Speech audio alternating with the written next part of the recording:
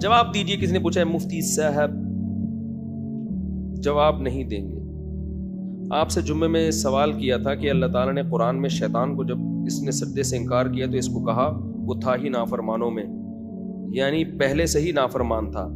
میں نے اس کا جمعے میں بھی جواب دیا تھا. وَكَانَ مِنَ الْكَافِرِينَ کا مطلب ہمیشہ یہ نہیں ہوتا کافرین میں سے تھا. کانا بمانا سارا بہت کثرت سے استعمال ہوتا ہے. اس کی مثال ایسے ہے, سارا کا مطلب وہ نافرمانوں میں سے ہو گیا. اس کی مثال ایسے ہے جیسے اللہ نے فرمایا اِنَّا عَرَضْنَا الْأَمَانَةَ عَلَى السَّمَاوَاتِ وَالْأَرْضِ وَالْجِبَالِ فَأَبَيْنَ أَن يَحْمِلْنَهَا وَأَشْفَقْنَ مِنْهَا, کہ ہم نے یہ جو بار امانت ہے نا شریعت, یہ ہم نے پہاڑوں پر اور آسمانوں اور زمینوں پر بھی پیش کی, لیکن وہ ڈر گئے.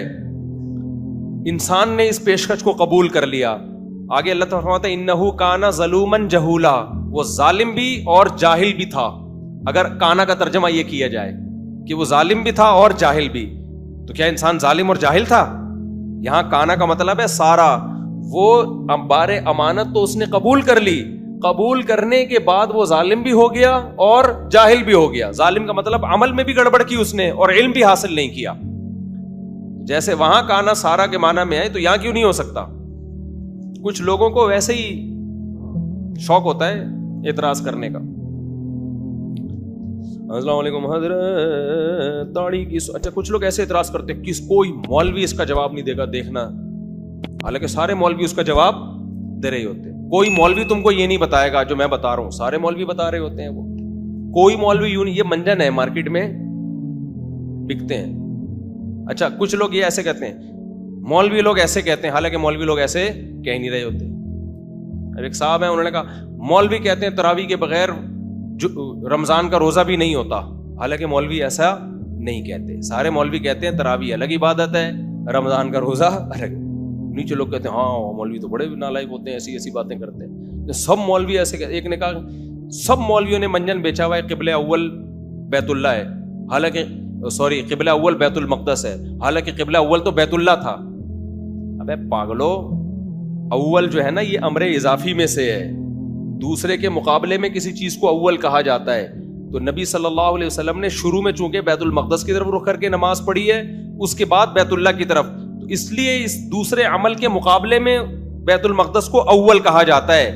آدم علیہ السلام اور ابراہیم علیہ السلام کے نظریے کے مطابق نہیں اول کہا جاتا.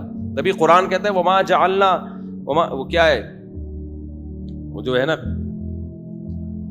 حضرت انس رضی اللہ تعالیٰ عنہ فرماتے ہیں کہ میرے علاوہ روئے زمین پر کوئی بھی زندہ نہیں ہے جس نے دونوں قبلوں کی طرف رخ کر کے نماز پڑھی ہو. حضرت انس بن مالک کی عمر بہت لمبی تھی, تو وہ جب بوڑھے ہو گئے تھے نا, انہوں نے کہا کہ وہ اصحاب رسول جنہوں نے دونوں قبلے کی طرف رخ کر کے نماز پڑھی ہو, بیت المقدس بھی اور بیت اللہ بھی, تو میرے سوا کوئی بھی زندہ نہیں ہے ان صحابہ میں سے. تو دونوں قبلوں میں ان کی مراد کیا تھی؟ دوسرا قبلہ بیت اللہ اور پہلا قبلہ بیت المقدس. تو وہ جو لاس میں جو بیت اللہ بنا ہے نا, اس کے مقابلے میں ہم بیت المقدس کو قبلہ اول کہتے ہیں.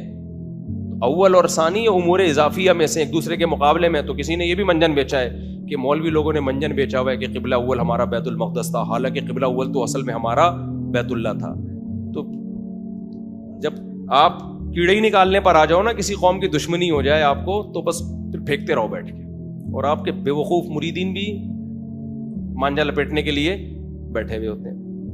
وہ یاد ہے نا ہمارے ایک ٹیچر, یہ ہمارے اسکول میں, اللہ معاف فرمائے, ٹیچروں کے بارے میں ایسی بات کرنی نہیں چاہیے. ہمارے اسکول میں ایک ٹیچر تھے, وہ جب بھی آتے اپنی تعریفیں شروع کر دیتے, میں ایسا ہوں, میں بہت قابل ہوں, میں نے یہاں سے پڑھا, میں نے وہاں سے پڑھا. ہم روز سنتے, ہم کہتے ویل ڈن, بہت اچھا, یقیناً ایسا ہی ہوگا, سر کی قابلیت.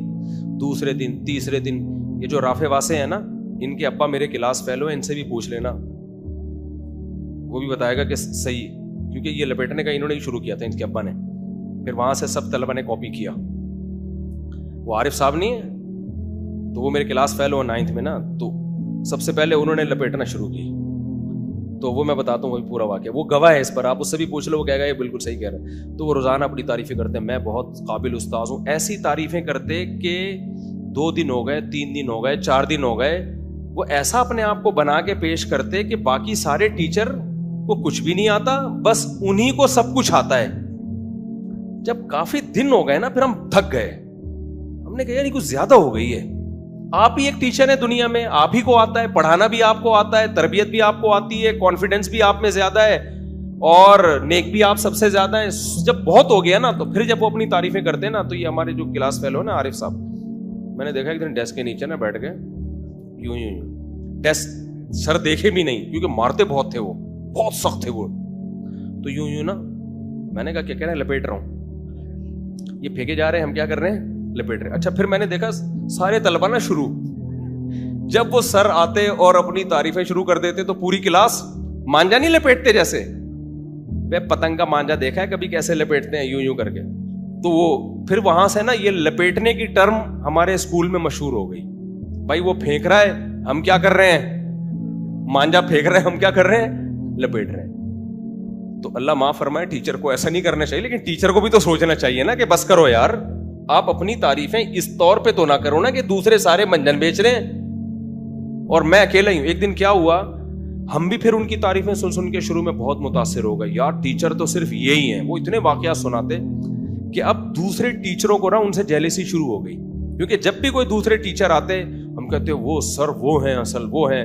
مجھے یاد ہے ایک دن ہمارے ایک ٹیچر کو غصہ آیا اور ڈنڈا اٹھا کے نا سب کو کوٹا انہوں نے, بولا پھر انہی سے پڑھو, مجھ سے نہیں پڑھنا. کیونکہ جب بار بار نا انہی کی تعریفیں طلبہ کر رہے, تو جیسے وہ بیچارے ٹیچر, اللہ اگر زندہ ہیں تو اللہ ان کی عمر میں برکت دے, دنیا سے چلے گئے تو اللہ مغفرت کرے, ٹیچر کی بے اکرامی نہیں کرنی چاہیے. لیکن اسکالر کو, ٹیچر کو بھی تو یہ چاہیے کہ آپ ایسا امیج اپنا بنا کے پیش نہ کریں کہ لوگوں کو باقی سارے بے وقوف لگیں اور ایک آپ ہی لگیں دنیا میں عقل مند. آج یوٹیوب پہ ایسے اسکالرز ہیں کہ جب آپ ان کی تقریریں سنو آپ کو لگے گا یہی ہے دنیا میں, باقی سارے کیا کر رہے ہیں؟ منجن بیچ رہے ہیں. اور ان میں ہر اسکالر سب کی نفی کر رہا ہوگا, زبان سے نہیں کہتے, وہ ان کی تقریروں سے ایسا لگتا ہے کہ میں آیا ہوں اصل میں, جو ابھی ایک پیکج لے کر آیا ہوں دین کا, میں ہوں اصل, باقی یہ سارے منجن بیچ رہے ہیں. تو جب بھی کوئی ایسی تقریر آئے کریں نا, آپ نے کیا کرنا ہے؟ شروع اس سے وہ بھی ہو جائے گی, ایکسرسائز بھی ہو جائے گی آپ کی, اور متاثر بھی نہیں ہوگے. لپیٹنے کا عمل کیا ہوگا؟ شروع ہو جائے گا. بولے کہ پھینکے جاؤ. بھائی دنیا میں کوئی ایسا نہیں ہوتا کہ تو اکیلا ہی پیدا ہوا ہے اور باقی سارے بیکار ہیں. اسلام کیا اللہ 4-6 آدمیوں پہ ڈیپینڈ کر دے گا؟ بولو. اسلام آخری دین ہے, قیامت تک حفاظت ہوگی اس کی, کوئی نبی نہیں آئے گا. تو کیا ایسا ہو سکتا ہے کہ 4-6 مذہبی اسکالرز پہ اللہ اسلام کو ڈیپینڈ کر دے کہ یہ 4-6 ہیں جن پر اب یہ صحیح دین ان کے پاس ہے؟ نا نا نا, 4-6 لاکھ 4-6 کروڑ تو ہو سکتے ہیں, وہ 4-6 افراد نہیں ہو سکتے. تو علماء, جو جمہور علماء جس طرف جا رہے ہو نا, اسی کو فالو کرنا چاہیے. تو 4-6 آدمیوں کی بات معتبر نہیں ہوتی. لوگ کہتے ہیں ہم دلیل کو دیکھیں گے کس کی, تو کیا بات ہے اللہ نے 4 آدمیوں کو دلیل سمجھا دی, 4,000 کو سمجھ میں نہیں آئی. ایسا تھوڑی ہوتا ہے.